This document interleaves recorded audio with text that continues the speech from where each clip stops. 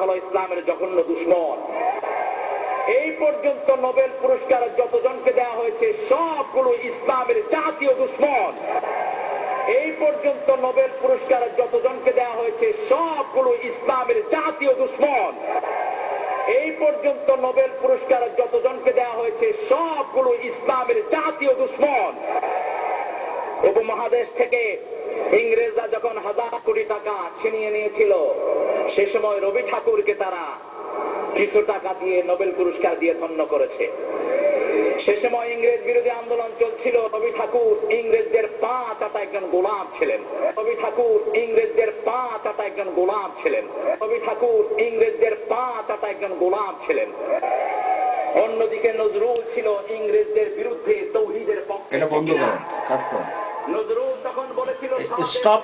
এই সমস্ত জিনিস ইন্টারনেটে যেই তথ্য দেওয়া হচ্ছে, সাম তথাকথিত মাওলানা অথবা তথাকথিত একজন ইসলামের some kind of like a প্রচারক, এরা এত বড় জঘন্য কথা বলছে ইসলামের নামে এবং নোবেল পুরস্কারের নামে। এটা অত্যন্ত গর্হিত কাজ। আমরা যদি রাসূলুল্লাহ সাল্লাল্লাহু আলাইহি সাল্লামের বিদায় হজের বাণী শুনি, সেখানে তিনি বলেছেন ছেলের অপরাধের জন্য পিতাকে শাস্তি দেওয়া যাবে না, এবং তিনি বলেছেন যে নারীর যতটা অধিকার আছে পুরুষের উপর, পুরুষের ততটা অধিকার আছে নারীর উপর।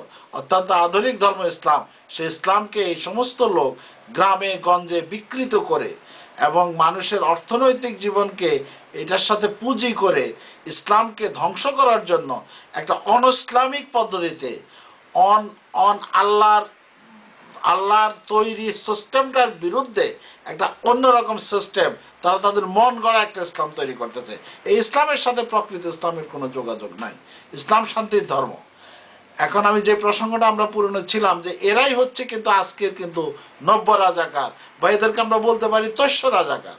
আগের রাজাকাররা যেই কাজ করে গেছে, এই এখানে সহযোগিতা করেছে, আজকে তারা সেই এখানদের পরিত্যক্ত যারা বেঁচে আছে তাদের সহযোগিতা করার জন্য তারা এই সমস্ত আলাপ আলোচনা, ধর্মীয় অনুষ্ঠান এবং রবি ঠাকুরের মতো একজন লোককে, রবীন্দ্রনাথের নোবেল পুরস্কার নিয়ে প্রশ্ন তোলে, যিনি বাংলা ভাষা সাহিত্যের এই উপমহাদেশে আমাদেরকে দিয়েছেন সবচেয়ে বড় গৌরবজনক অধ্যায়। যে বাংলা ভাষাকে নিয়ে আমরা আজকে বিশ্বের মানচিত্রে এসে দাঁড়িয়েছি, যে বাংলা ভাষার জন্য আমরা আন্তর্জাতিক মাতৃভাষা দিবস পালন করতে পারতেছি গোটা বিশ্ব জুড়ে, সে আন্তর্জাতিক মাতৃভাষার যিনি প্রধান পুরুষ বলা যায়, সে রবীন্দ্রনাথের নামে এরকম কলঙ্ক লেপন করে ইসলামের সাথে তার বৈরিতার প্রসঙ্গ এনে, ইংরেজদের সাথে তার সখ্যতার প্রমাণ এনে, যিনি নাইট উপাধি পর্যন্ত, ইংরেজদের নাইট উপাধি খেতাব বর্জন করেছিলেন রবীন্দ্রনাথ, সেই তথ্য পর্যন্ত জানে না একজন মূর্খ এবং একজন, এই মাওলানা, তাকে মাওলানা বলা যায় না, তাকে বলা যায় একজন জাহেল। সে তো ইসলামের কোনো কথা, ইসলাম হচ্ছে শান্তির ধর্ম। আমি যে প্রসঙ্গটা আমরা বলতে চাচ্ছিলাম সেটা হচ্ছে যে এই যে বিভিন্ন জায়গায় ইসলাম, অন ইসলাম, স্বাধীনতা এবং অন্যান্য বিষয়গুলোকে নিয়ে যেভাবে হিউমিলিয়েট করা হচ্ছে, এর বিরুদ্ধে আজকে আমাদেরকে সজাগ হওয়া প্রয়োজন। ৭১-এ রাজাকার ছিল, আজকে কিন্তু সেই রাজাকাররা নাই। আজকে রয়েছে তাদের তস্য রাজাকার, উপরাজাকার। এই রাজাকারদেরকে যারা পৃষ্ঠপোষক করতেছে, রাজাকারদের নিয়ে মিটিং মিছিল করতেছে, রাজাকারদের বাঁচানোর চেষ্টা করতেছে, তাদেরকে আমরা বলতে পারি তারা হচ্ছে পাতি রাজাকার। এবং পাতি রাজাকারদেরকে নিয়ে কেউ আবার মিটিং টিটিং করে দেখা যাচ্ছে যে তারা তাদেরকে একটা জায়গায় প্রতিষ্ঠিত করার চেষ্টা করতেছে, এরা হলো নব্য রাজাকার। আর এই নব্য রাজাকারদের সাথে মিলে মিশে স্বার্থান্বেষী মহল তাদেরকে প্রতিষ্ঠিত করার যে চেষ্টা করতেছে, তারা হচ্ছে তস্য রাজাকার। তো কাজে এই সমস্ত রাজাকার শ্রেণীর দ্বারা আমাদের সমাজ, আমাদের ধর্ম, আমাদের সংস্কৃতি বিভিন্নভাবে পর্যদস্ত হচ্ছে। কাজে আমার আহ্বান, এই সমস্ত রাজাকারদের কথা শুনবেন না, অন ইসলামিক কাজের সাথে জড়িত হবেন না। ইসলাম শান্তির ধর্ম, গণতন্ত্রের ধর্ম। ইসলাম সারা বিশ্বকে শান্তি দিয়েছে। বাংলা সংস্কৃতির বিরুদ্ধে যারা কথা বলতেছে তারা সত্যিকার অর্থে বাংলা সংস্কৃতি বোঝে না। আর যারা ইসলামকে এভাবে বিকৃত ব্যবসা করছে, ইসলামকে ব্যবসায়িক কাজে নিয়োজিত করছে এই সমস্ত লোকজন, এবং ইসলামের নাম বলে, আল্লাহর নাম বলে তারা কিন্তু সত্যিকার অর্থে তারা তাদের নিজস্ব দর্শন চাপিয়ে দিচ্ছে। এই সমস্ত লোকদের কাছ থেকে দূরে থাকার আমি আপনাদেরকে পরামর্শ দিচ্ছি। আমি উদাত্ত আহ্বান জানাচ্ছি লস অ্যাঞ্জেলসে যারা সচেতন, গণসচেতন, যারা সাংস্কৃতিক সচেতন, তারা এর প্রতিবাদ করবেন।